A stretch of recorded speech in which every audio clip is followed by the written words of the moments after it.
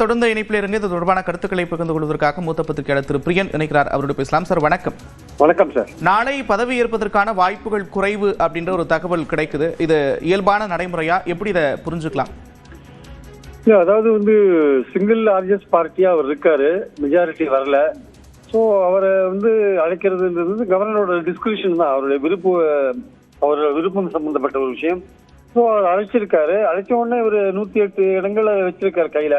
118 இடங்கள் அவருக்கு தேவையா இருக்கு. அதுக்கான எப்படி அந்த 118 இடங்கள் அவர் ஆதரவு அவர் கிடைக்க போகுதுன்ற ஒரு ஐடியாவை அவர் கவர்னர்கிட்ட சொல்ல வேண்டிய அவசியம் இருக்கு. இன்னைக்கு அவர் 5 பேர்கள் காங்கிரஸ் உறுப்பினரோட ஆதரவை தான் கொடுத்திருக்காரு. 113 இடங்கள் தான் வந்திருக்கு. அப்ப கவர்னருக்கு இயல்பாக அவருடைய விருப்ப உரிமை இருக்கு, அந்த டிஸ்கிரிப்ஷன் இருக்கு. இவரால் 118 மஸ்டர் பண்ண முடியுமா, சேர்க்க முடியுமா உறுப்பினர்களை அப்படின்னு அவர் யோசிப்பார். லீகல் ஸ்போர்ட்ஸ் எல்லாம் கலந்து ஆலோசிச்சுட்டு அவர் சரி இவரால் 118 சேர்க்க முடியும் அப்படின்னு நினைச்சா அவர் எஸ் நான் நீங்க பதவி ஏற்கிறதுக்கு நான் அனுமதிக்கிறேன் அப்படின்ற மாதிரி ஒரு விஷயத்த சொல்வார்.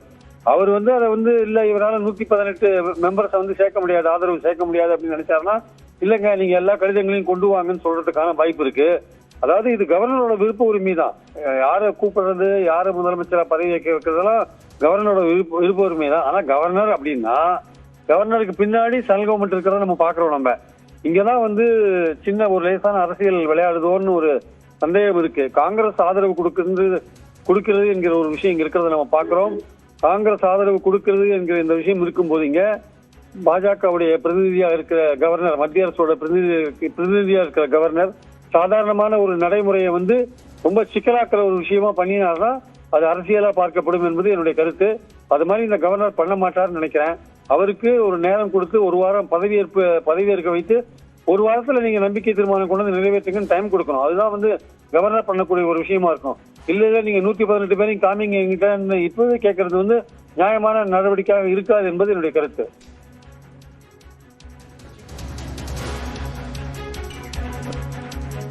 ஃப்ளோர் டெஸ்ட் எடுக்கிறதுக்கான வாய்ப்பு கொடுக்கப்படுவதற்கான வாய்ப்புகளும் இருக்கிறது. அப்படி இருக்கும்போது நீங்க குறிப்பிட்டதை போல இப்பவே அந்த 118 கேட்கறது அப்படின்றது ஒரு கேள்வி, சந்தேகத்தை எழுப்பக்கூடிய ஒரு சூழல்ல பார்க்க முடிகிறது. அதே நேரத்தில் காங்கிரஸ் ஆதரவு கொடுத்திருக்கிறாங்க. மறுபுறத்தில் அதிமுக இருக்கக்கூடிய குறிப்பிட்ட எம்எல்ஏக்கள் தாவேக்காவோடு ஆதரவு கொடுப்பதற்கு இசைவு தெரிவித்திருக்கிறார்கள் என்ற தகவல்லாம் கிடைக்குது. இதை எப்படி புரிஞ்சுக்கலாம்? இல்ல எது எப்படி இருந்தாலுமே அதிமுக பல பேர் ஆதரிக்கிறதுக்கான வாய்ப்புகள் இருக்கு. ஆனா இமீடியட்டா நம்பிக்கை தீர்மானம் நிறைவேற்றத்துக்கான அந்த ஒரு இப்போ 5 பேர் காங்கிரஸ் இருக்காங்க, 2 சிபிஎம், 2 சிபிஐ, 2 விடுதலை சிறுத்தைகள், அது 6-11, 108 11 அது 119 வரையும் போறது. அதனால இமீடியட்டா அவர் கொடுக்க 107 விஜய் 2 இடத்துல போட்டி போட்டதால 107 ஒரு 11 118 போயிடும். அப்போ இவர் இப்பவே எல்லாரோட ஆதரவு கடிதம் கொடுன்னு கேட்கறதுக்கான அந்த தேர்தலுக்கு அப்புறம் ஒரு முதல்வர் அழைக்கிறது சப்போஸ் ஒரு ஆட்சி கலைஞ்சு இன்னொரு ஆட்சி வரும்பொழுது அப்ப நீங்க சப்போர்ட் லெட்டர்ஸ் எல்லாம் கேட்கலாம். இந்த அவர் ஒருத்தர் கவுந்துட்டாரு, இன்னொருத்தர் ஆட்சி அமைக்க உரிமைக்கு வர்றாருன்னா அப்போ கேட்கலாம். இது தேர்தலுக்கு அப்புறம் நடக்கிற விஷயம்.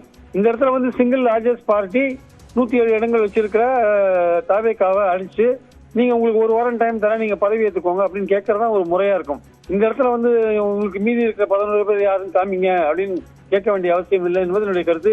இது கவர்னரோட விருப்ப உரிமை தான். நான் ஏற்கனவே சொன்ன மாதிரி காங்கிரஸ் தாவேக்காவோட சப்போர்ட் பண்ணிருக்காங்க. காங்கிரஸ் சப்போர்ட் இப்ப பண்ணாலும் பரவாயில்ல. காங்கிரஸுடைய அந்த லெட்டர்ல என்ன இருக்குன்னா காங்கிரஸும் தாவேக்காவும் எதிர்கால எலெக்ஷன்ஸ்லயும் கூட்டணி இருக்கிற மாதிரியான ஒரு சூழல் தான் அந்த காங்கிரஸ் லெட்டர்ல இருக்கிறத பாக்குறோம். சோ இது ஒரு லாங் டேர்ம் கூட்டுறவா இருக்கு காங்கிரஸுக்கும் தாவேக்காவுக்கும்.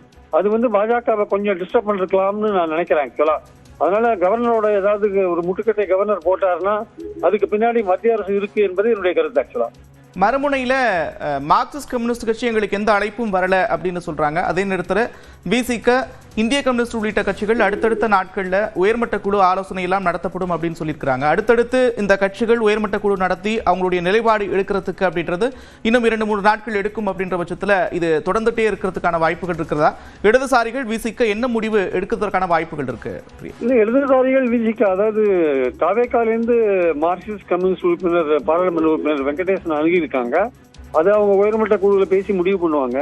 அதனால சிபிஐ கிட்டத்தட்ட அதே மாதிரியான முடிவு. சிபிஐ சிபிஎம் என்ன முடிவு எடுக்கிறாங்களோ அதே முடிவு தான் விடுதலை சிறுத்தைகளும் எடுப்பாங்க. அதனால இதுல ஒன்றும் சிக்கல் இருக்காது. ஆனா இப்போ நாளைக்கே இன்னைக்கு ராத்திரியே இவங்க 3 பேரும் ஒரு லெட்டர் கொடுக்கறதுக்கான வாய்ப்புகள் இருக்கு. அப்போ ஏற்கனவே 5 இருக்கு, இவங்க ஒரு 6 கொடுத்தாங்கன்னா 11 ஆயிடும். அதனால இதுல ஒரு பெரிய சிக்கல் இருக்காது. கவர்னர் வந்து தேவையில்லாம இதை வந்து சிக்கலா பண்ணக்கூடாது என்பது என்னுடைய கருத்து. அவர் வந்து அவருக்கான வாய்ப்பு, அவரை வந்து முதல்வர் பதவி ஏற்க அனுமதித்து விட்டு அவருக்கு வந்து ஒரு வாரத்துக்குள்ளேயோ 4-5 நாளைக்குள்ளேயோ நீங்க ஒரு நம்பிக்கை தீர்மானம் கொண்டு வந்து உங்க மெஜாரிட்டியை காமிங்கன்னு சொல்றதுதான் நியாயமான நடைமுறையா இருக்கும்.